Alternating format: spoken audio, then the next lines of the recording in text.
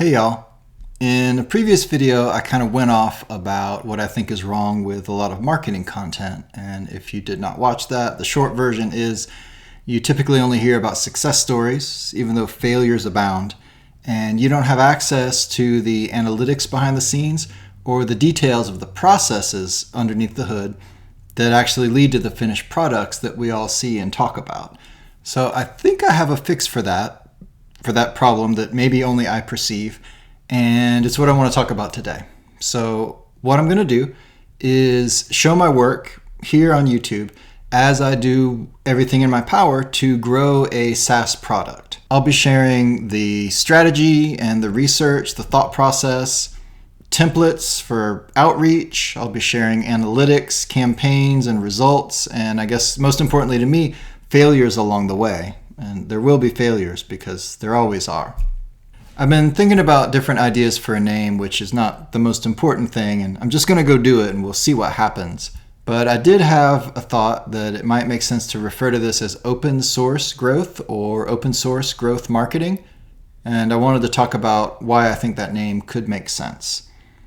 When you think about open source software, there's two components of it that I think are relevant here and that I want to bring to this project. The first is anybody can have access. Anybody can go read the code base for an open source project. If, assuming it makes sense to you, you can go read every line of code and see exactly how it works. So that's the first piece, and that's how I want to do this. I'm going to share everything I possibly can. It's all going to be out in the open.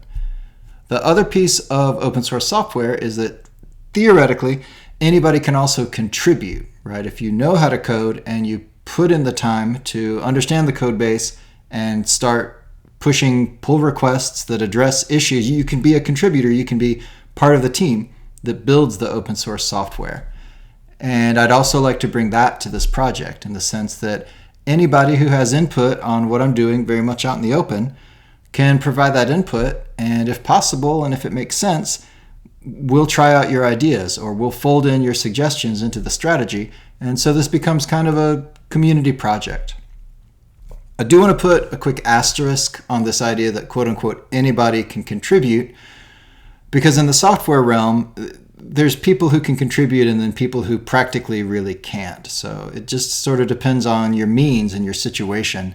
It's one thing if you have somebody paying for your college tuition, room and board, and you have a good bit of free time to dive in on an open source project and start contributing. It's another thing if you're working full time, have kids, and are also trying to learn to code. That's really challenging and maybe not a reasonable expectation.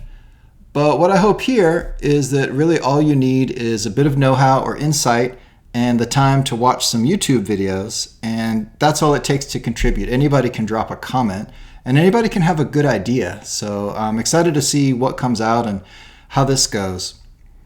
So that's the idea, that's the plan. The next video I make, I'm going to actually introduce the product that, I don't know if I should say I or we will be working on, and sort of sketch out the project and how we're going to start ramping up with understanding the product, the users, early strategy and research, just getting a sense of the landscape, what's possible, what the opportunities might be. So that's all coming next. Thanks for watching.